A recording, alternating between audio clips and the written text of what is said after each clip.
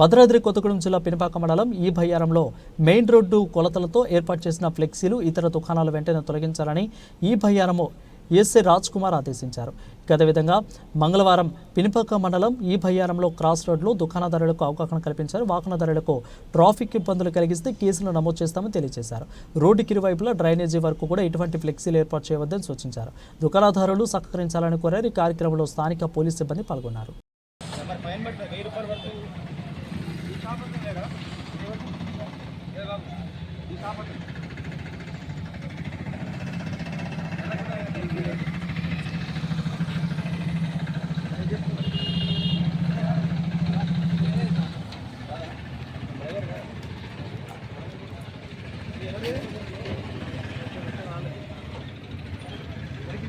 అక్కడ జరగాలి. ఇది రాడు ఉందా? ఈ రాడుకి జరగాలి.